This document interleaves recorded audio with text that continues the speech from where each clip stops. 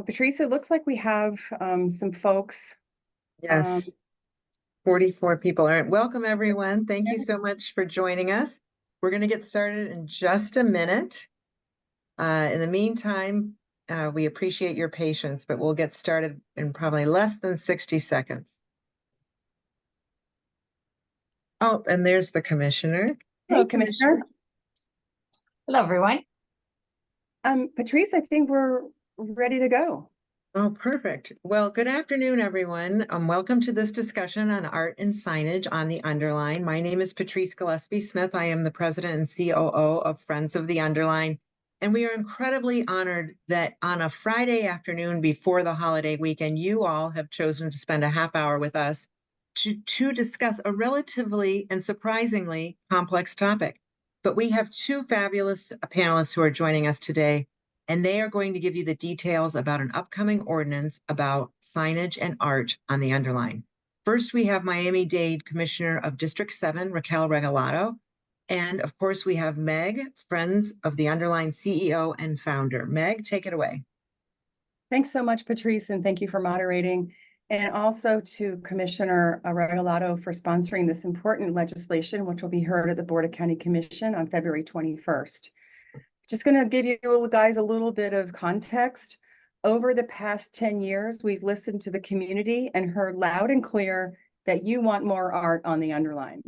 In particular, on the Underline's columns, which is not currently permitted under county signage code. Secondly, we have heard that many people believe that the Underline's operations, maintenance, and programs are funded with public dollars only, which is incorrect. The Underline is unique in that both public and private dollars support operations and maintenance. The donor recognition proposal you'll see today will help us raise private dollars that, when coupled with public monies, will ensure the Underline is programmed and maintained to first-class levels now and in the future. Commissioner Regalado, county signage code is complicated, and since we're asking for changes to signage that relates to advertising, a lot of people think we're trying to add traditional advertising to columns on the Underline. Would you like to speak to that before I run our presentation?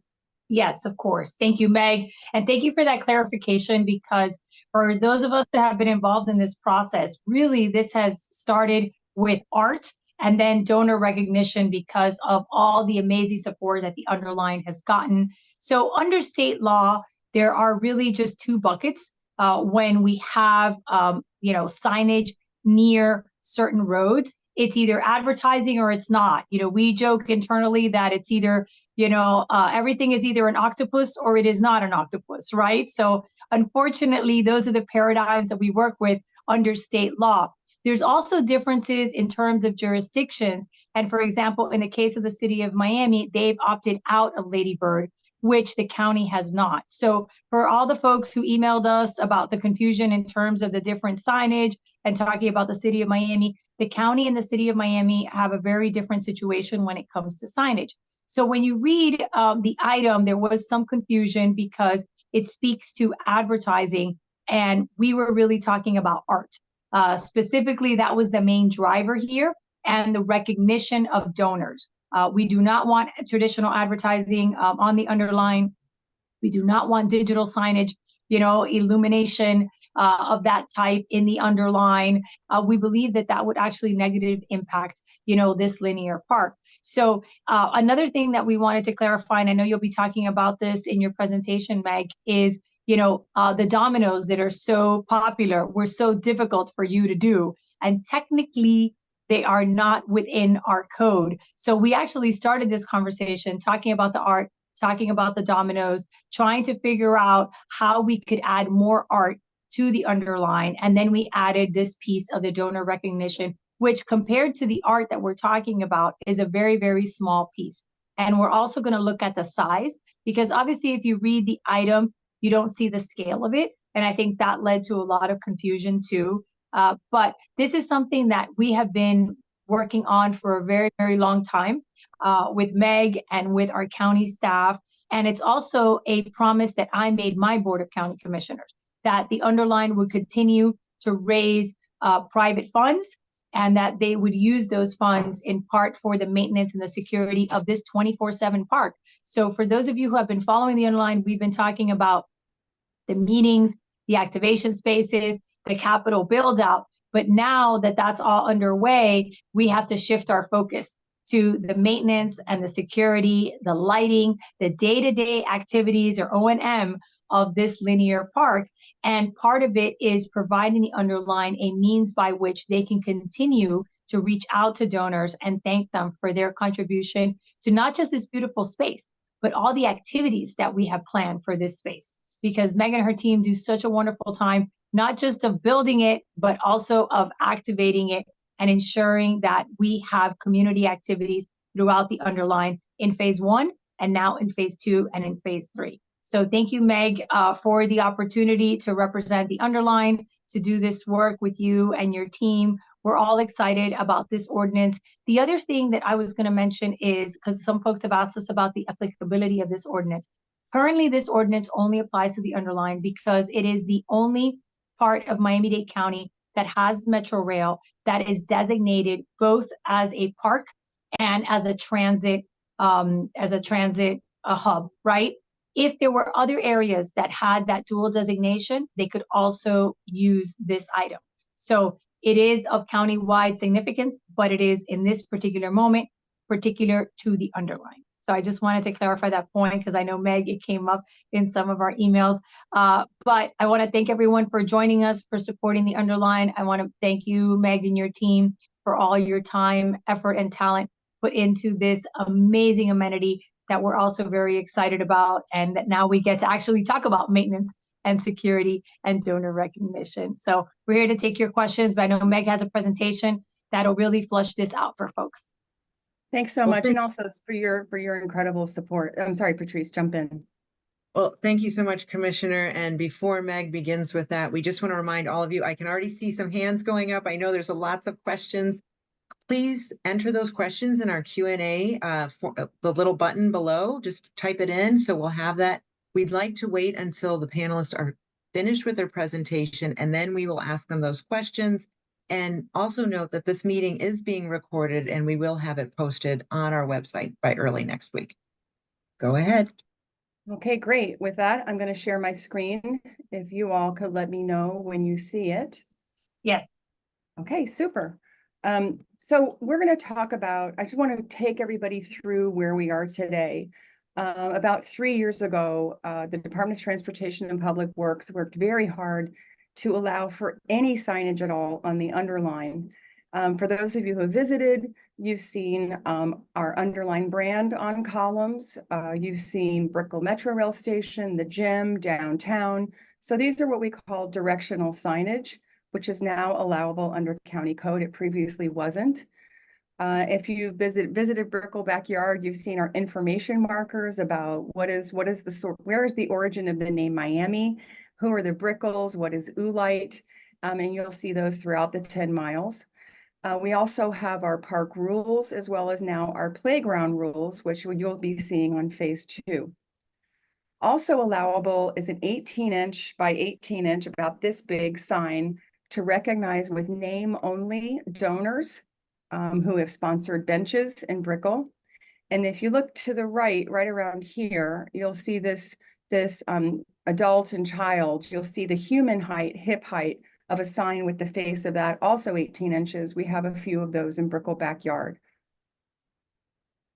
What you haven't seen, which is approved, is a sign that will be installed at the 7 transit stations from Vizcaya to Dayland, recognizing our donors, which include Miami-Dade County, the cities of Miami, Coral Gables, and so forth. And these are only visible by transit users and not visible to the street. Now, what's also been approved, but we have not implemented, are what are called digital signs by a provider. One of them is Ike. If you look to the right, you'll see a gentleman walking towards one of them. If he's walking on the Underline, he would be walking right into the face of the sign. And this sign would be allowable 1 every mile on the Underline, and we are trying to assess if we're going to be using them, But it's a combination of information about the Underline, where you are, the cool events, what's nearby, and that's supported by advertising. And the sign is typically 8 feet high, 3 feet wide, and that is allowable throughout the rapid transit zone. So let me just jump to proposed signage. Everybody loves the dominoes. We love the dominoes.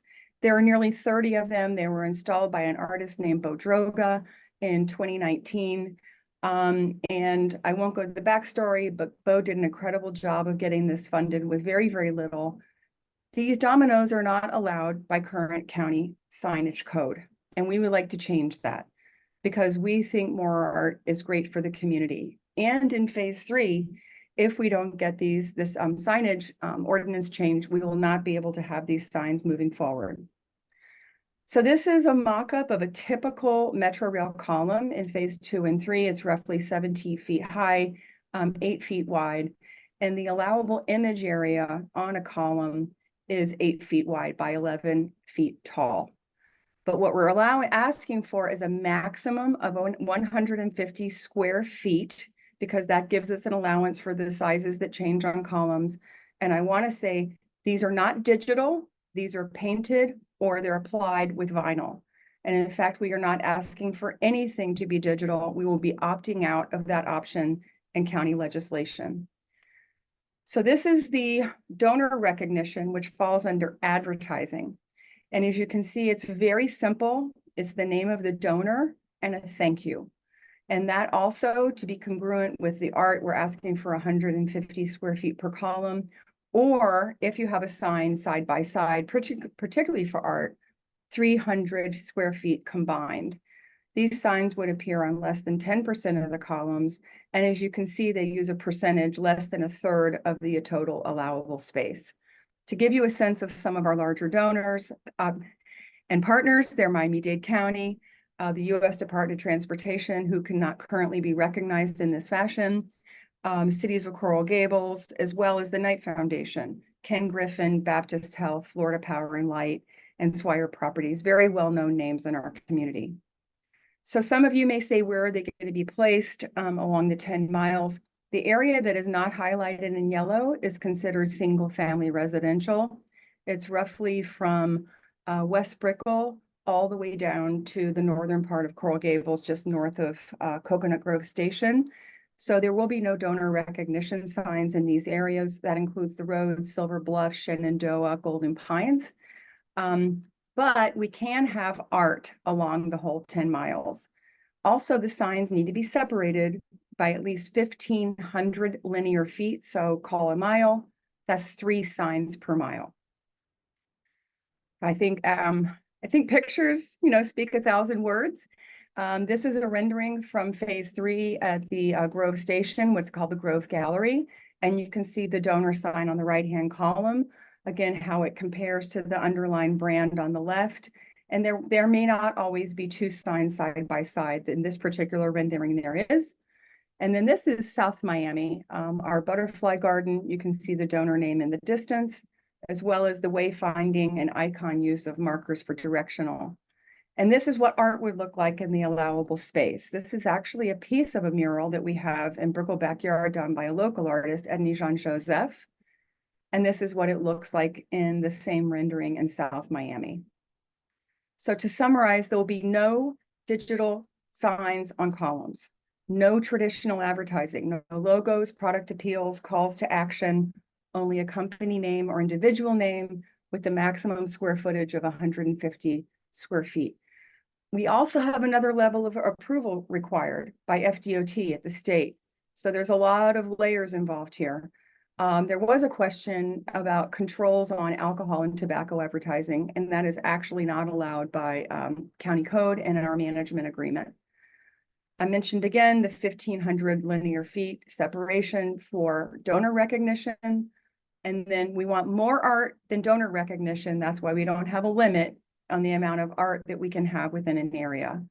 I also want to add art needs to be approved by Miami-Dade County's Art in Public Places. And all of this is an effort to support fundraising for art and ongoing operations and maintenance. Thank you so much. I think that wraps it up for us. And I'm really excited to, as I know the commissioner is, to answer some questions. And we have answers for you. Yes, thank you so much, Meg and Commissioner Regalado. Truly informative. And I wish every piece of legislation that was introduced at the county had this informative webinar in advance. I'd be such an incredibly informed constituent. But we already do have a few questions. So I am going to just kick it off because the first one is a really good one that I want to highlight because the timing is so fortuitous. So Anna Rodriguez says, are you going to have an open call for local artists? Yes, Anna. And actually, today is the day we just announced it. Thanks to the support of the Hearst Foundations, we do have a call to artists, and it just opened today. It will be running through the rest of March. So I do encourage you to check it out. It's on our website. And Missy Faroki, who's helping us, will send you that link directly. Another one question we have, Commissioner Regalado, this is for you. Michael Ginsberg is asking, what does Ladybird mean? How does that relate to art and advertising for the Underline? Great question.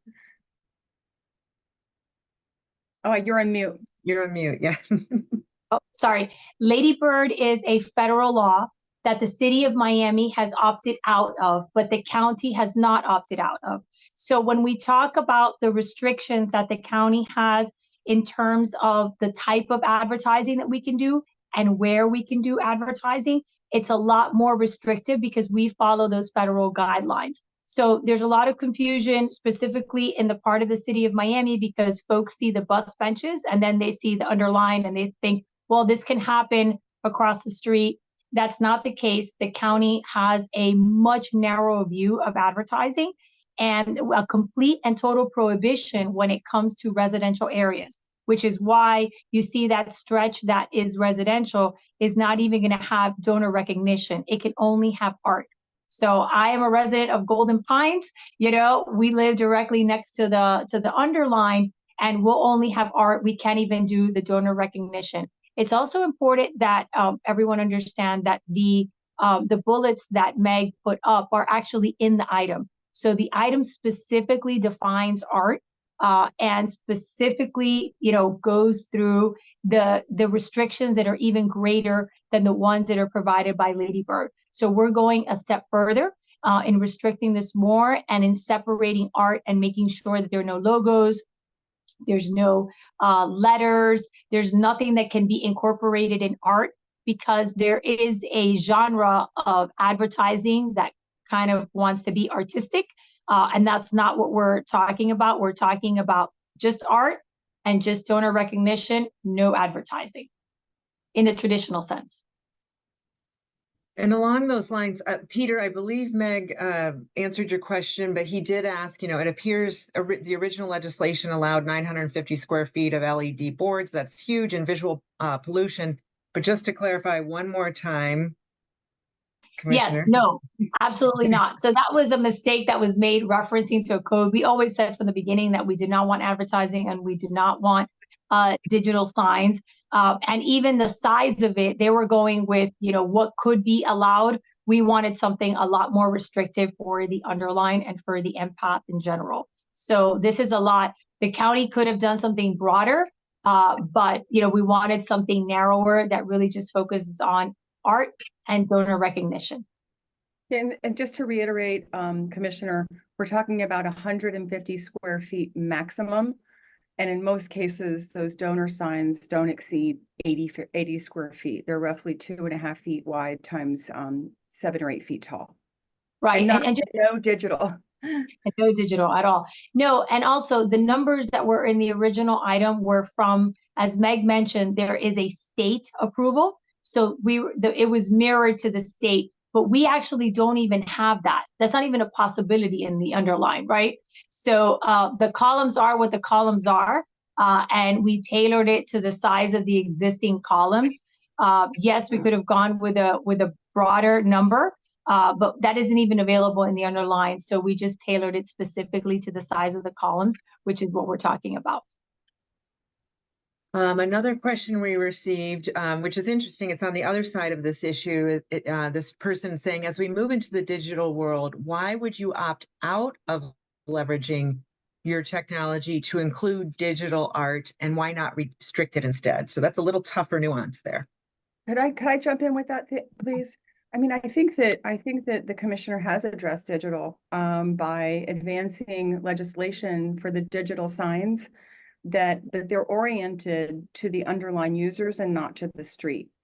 And so I think a blend, and I think it's a great question, and we all grapple with how much technology do we want on the underline. And I think those digital signs, 1 per mile, I think strike a really nice balance between nature, recreation, and technology. I think that was probably your original intention. Yes, and when we approved those signs for the entire RTZ, not just for the underline, one of the things that we talked about at the board was wayfinding, digital art, having people have direct access to information, and have access to technology, but at these mile points, right? So we don't want folks to be bombarded with it. And the orientation is really important, Meg. So thank you for mentioning that, because we have to follow, FDOT rules, and we also don't want them to be a distraction to drivers. So the orientation is important and something that we spend a lot of time on with FDOT to ensure that the digital signs that we could have, we still haven't decided on that, for the underline, but that's a possibility throughout the RTZ, that they're spaced out and that they're oriented in a way where people can enjoy them, but they're not going to disturb the space and they're not going to distract drivers. Thank you both. Before we jump to the next question, I just want to give a nod to our efforts around being fully Wi-Fi. Yes. So if someone has a smartphone, and there are a number of households that are don't even have access to Wi-Fi. So we're trying to be progressive, and the whole project is fully Wi-Fi. So there is another realm in your phone that we haven't explored in terms of content and information, and potentially, some way of striking another balance between revenue generation, if necessary, and content.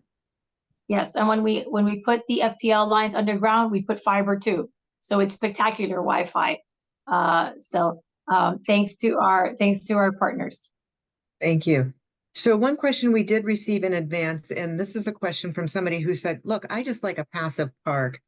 I don't think you need to be making money on top of offering a park. And I was hoping, Meg, you could touch on some of those points you mentioned earlier about the cost of maintaining and operating and programming the underline. I love a passive park. Love to walk, love to bike, as we all do. But the cost of maintaining these parks is really, I think, a social burden. We should all be responsible to that, and not just make it the responsibility of our governmental partners. There are so many benefits of the underline, and this public-private partnership, I think, is the future for public spaces in growing cities as we are. And so this private support really ensures that, we can deliver first class, not just operations and maintenance, but programs as well as art. And we also, for all of the business people out there, I think we bring an entrepreneurial spirit to everything and creativity. And I think this is a very creative approach to public space management moving forward. Yeah, Absolutely.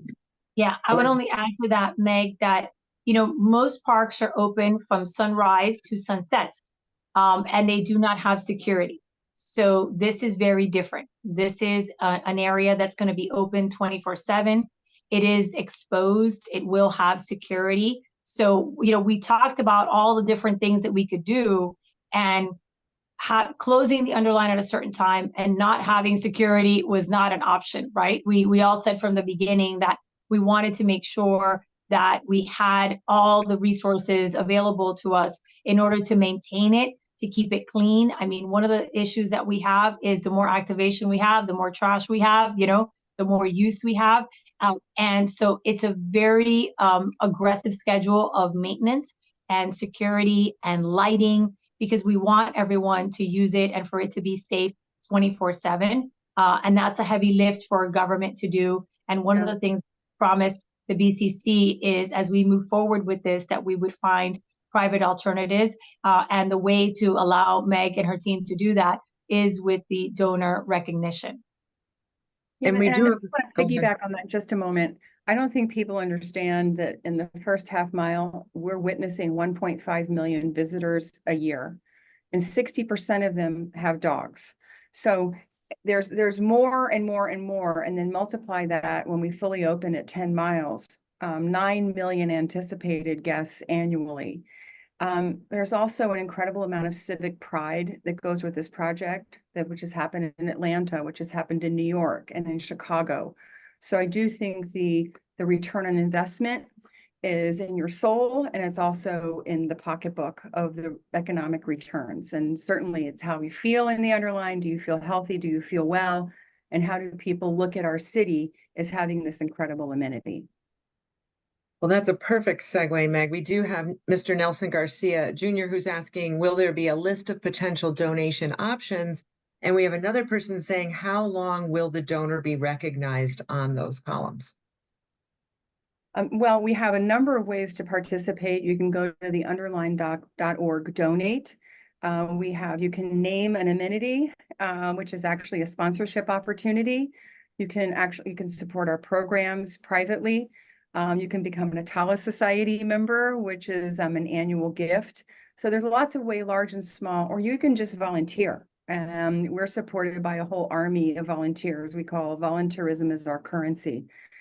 So yeah, please look at our website, and there's lots of information. You can contact me. I can't wait to get your call about you making a donation to the Underline. And also there are in-kind donations. For example, Hotwire donated all of the Wi-Fi in kind, which is quite valuable we don't pay for that. So there's ways to donate in kind as well. Oh, duration of the signs. We're typically recognizing our donors for, depends on the sponsorship, but up to 10 years. Thank you. And then Mr. Don Derez is asking, how does the New York Highline Park fund routine daily maintenance and improvements? So we always love to talk about that as well, don't we? They are really an outlier. They do have a relationship with the city parks. So some of the maintenance covered by city parks, but for the most part, it's 95% privately funded. We all know the level of philanthropy in New York. Miami is a young city. I think our philanthropic landscape is changing, which is why we have the blend of public-private. But our model is very similar to other parks like in Atlanta and throughout the country. Thank you. And from one of our neighborhood ambassadors, Clarice Cooper, was asking, and how long will the art stay up on the columns? You know, and once you have paint, you know, you're working against nature. We have had our one mural in Brickell Backyard looks fresh as a daisy for over 3 years. But usually the timetable is, you know, in the ballpark of 3 to 5 years. Yeah, I would add to that, Meg, that it also depends on how much sun and water exposure that particular column gets. So that's the other, it'll be different throughout the different spaces because there are some parts that it'll just deteriorate a lot faster because of the elements and some parts that'll do better. So that's just the nature of murals. But yeah, like you said, some of them will be acrylic, which is different. Yeah. Right. So if you have the vinyl application, it lasts longer. You know, nobody's really asked, and I think it's really important, is who is the judge and jury for art? And we have 2 levels of approval. The Underline has an all-volunteer committee called the Underline Art Advisory. They just met yesterday. They come from various backgrounds, various neighborhoods, and are representative of Miami-Dade County. And then we also have to present all of our submissions to Art in Public Places for county review. But if you have an idea for great art for your community, we really listen. And if you have an artist that you think is representative of where you live, please share that with us as we move forward. Thank you so much. We are at time, and we do appreciate our panelists and all the information they shared with us today. As a reminder, this will be before the Board of County Commissioners Wednesday, February 21st. So we encourage all of you to tune in and listen to the outcome there. We do appreciate all the positive feedback we've received in these Q&A. It sounds like a lot of you, now that you know the details, you understand, and you're much more supportive of this concept. And we're getting a lot of other questions that we'll have to answer offline. That's what Masi is doing for us, our community outreach manager, and a lot of opportunities here that it sounds like people want to partner with us. We look forward to talking to you further. And we will be, again, posting this recording on our website early next week. look forward to talking to all of you soon. Have a happy long weekend. Thank you. Thank Thank you, you. everyone. Thank you, Commissioner. Thank you, Patrice. Thanks. Bye-bye.